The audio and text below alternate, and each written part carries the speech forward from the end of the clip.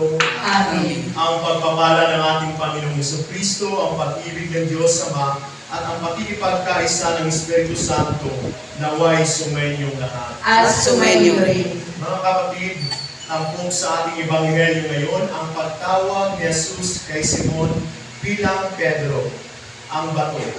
Pinili si Pedro para maging pundasyon ng ating simbahan. Idalangin natin lumago ang ating pananalig kay Jesus. Isama rin natin sa ating mga panalangin ang buong simbahan, ang Santo Papa at ang lahat ng kaparian.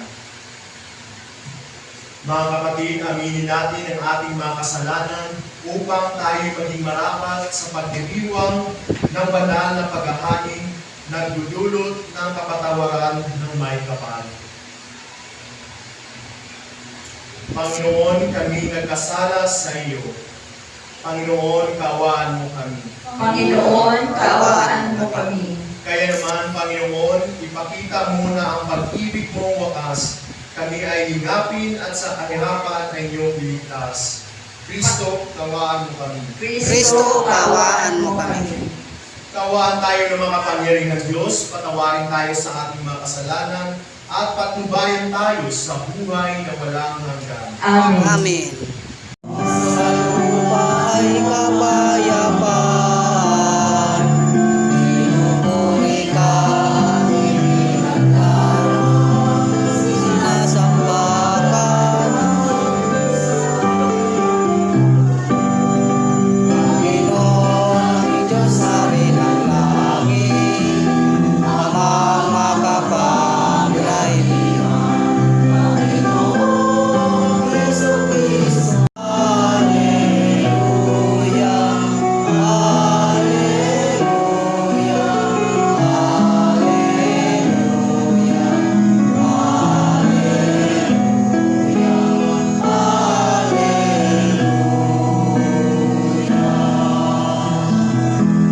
Kayo mga kapatid, upang ang paghahain natin ay kalugdan ng Diyos amang makapangyarihan. Tanggapin nawa ng Panginoon ito ang paghahain sa iyong mga kamay.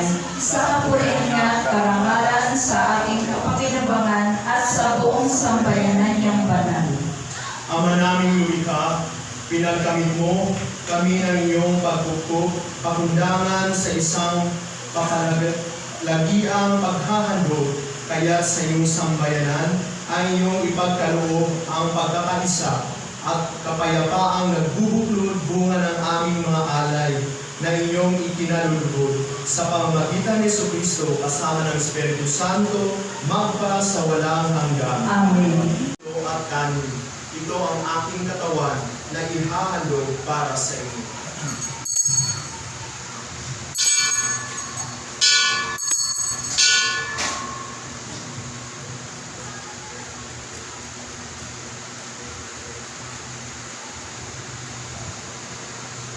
Gayon din naman nung matapos ang hapunan, hinawakan niya ang kalis. Muli kanyang pinasalamatan, inabot niya ang kalis sa kanyang malagad at sinabi, "Tanggapin ninyong lahat ito at inumin. Ito ang kalis ng aking dugo, na bago at walang hanggang tipan, ang aking dugo na ibubuhos para sa inyo at para sa lahat, sa ikapagpapatawad ng mga kasalanan. Gawin ninyo ito sa pag-alala sa akin."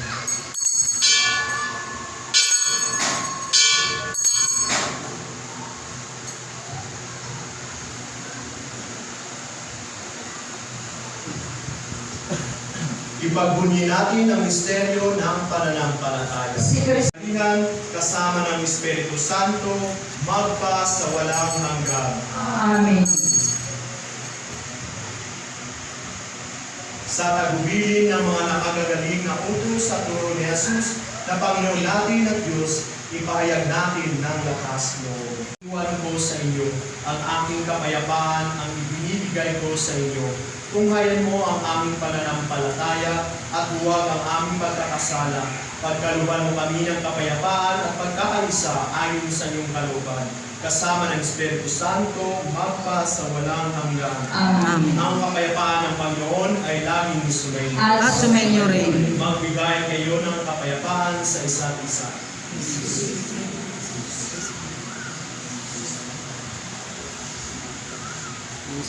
Kordero ng Diyos, nag-aalis Ito ang kordero ng Diyos. Ito ang nag-aalis ng mga kasalanan ng sanlibutan. Mapalad ang mga inanyahan sa kanyang piling. Panginoon, hindi ako karapat-dapat na